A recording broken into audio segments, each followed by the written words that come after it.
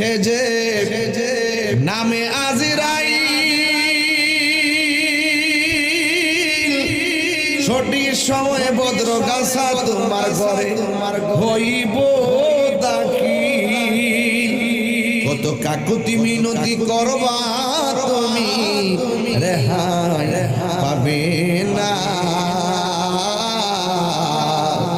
আজরাইলা সিনে কারো কফিয়ত চলবে না রে মানুষ, কফিয়ত চলবে না।